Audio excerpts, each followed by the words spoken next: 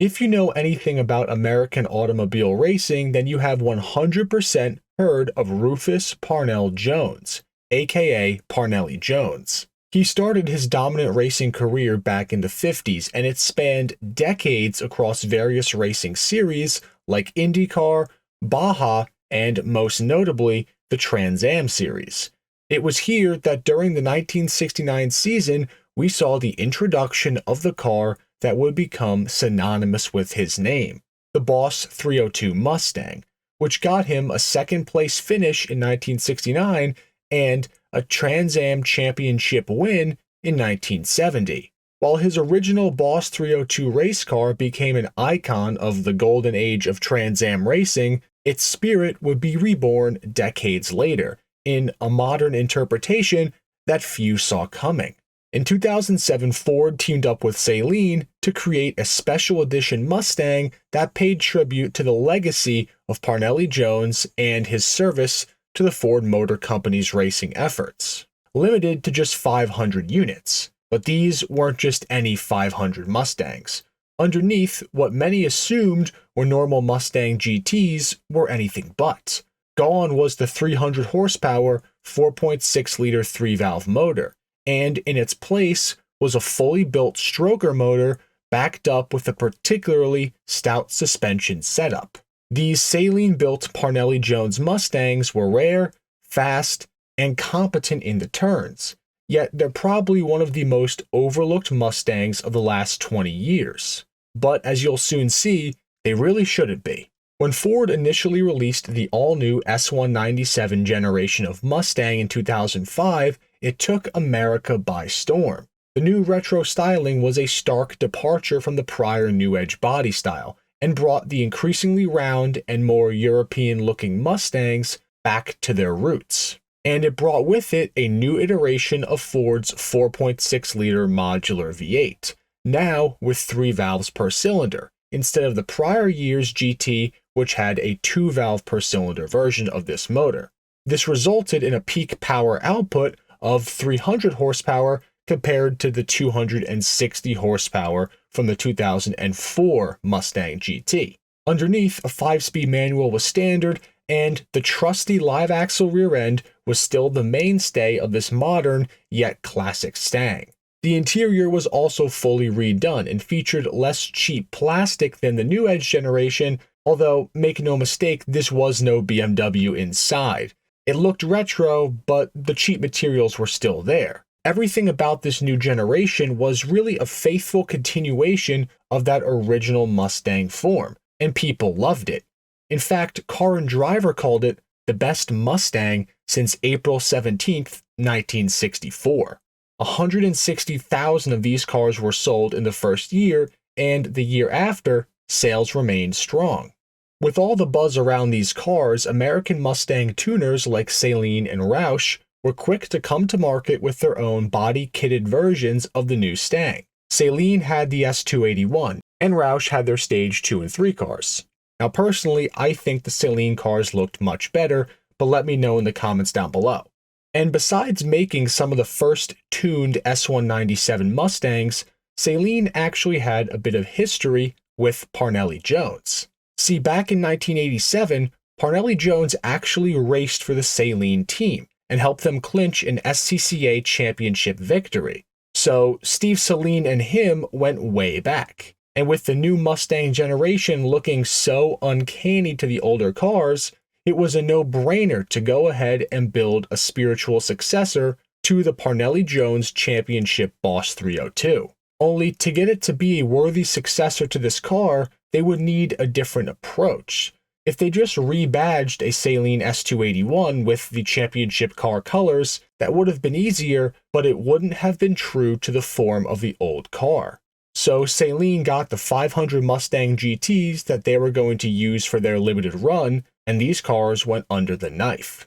Saleen designed a whole new body kit for the Parnelli Jones Mustangs to help pay tribute to that classic look, which included an all-new front and rear bumper, new rocker panels, rear window louvers, and a new hood complete with a retro set of hood pins and a fully functional shaker scoop. Throw on its all-new set of 19-inch Mini Light inspired wheels and its custom stripes, and you had yourself a car that was about as perfect of a recreation as you could get.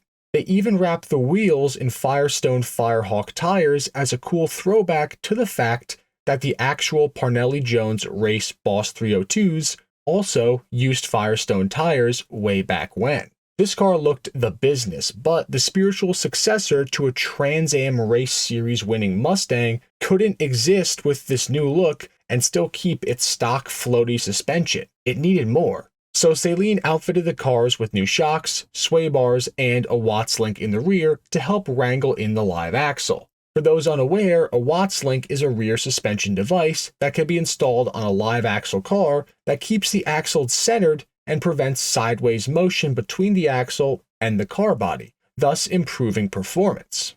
The rear gears on these cars were also swapped out from the stock 355s to the golden 373 rear gear ratio. If you're a Mustang guy, you'll definitely know that that is the kind of ideal rear gear set for one of these cars.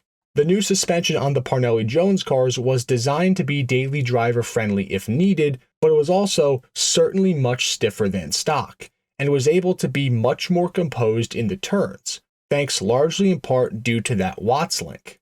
Up front, however, was where these cars really got exciting, and where many people don't realize just how different these are from a stock GT.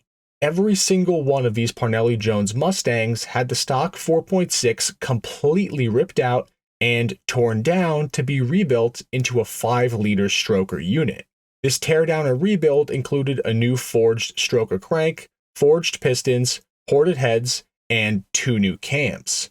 The result was a whopping 100 horsepower and 70 foot-pound of torque increase over the stock GTs.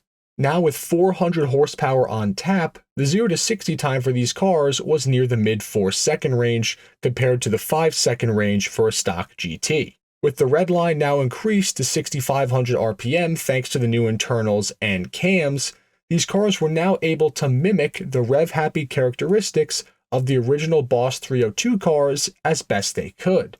This naturally aspirated scalpel stood in direct contrast to the all-new for 2007 Shelby GT500. The Parnelli Jones car was all motor, and while it wasn't as fast as the Shelby, it offered more balance and a more pure driving experience. While the new generation of the GT500 sure did also look cool, and they made 500 horsepower, they handled kinda like hot garbage stock. So if you wanted a Mustang that was good in the turns, the Parnelli Jones cars were really your only option. On the inside, the interior was also totally redone, with newly upholstered seats with bright orange centers, new gauges, a new shift knob, and of course, a copious amount of Parnelli Jones badges scattered throughout. These cars really were the full package, but that did mean they came at a hefty price, $59,000 to be exact, which made these cars over $15,000 more than a base GT500. Heck, these were even more expensive than a brand new Corvette Grand Sport at the time. But it wasn't like today when you buy a specialty Mustang and they pretty much just slap a supercharger and some body parts onto it and charge you more money. This car, they literally tore down the motor on every single car and reassembled it, on top of all the other changes that they made. Now, to play devil's advocate, could a GT500, which was 15 grand cheaper, plus an extra 10 to 15,000 bucks in mods, outperform one of these cars? Well, absolutely. But in terms of a faithful recreation car to commemorate a legend, this was one of the few that, in my opinion, was done right. Price be damned.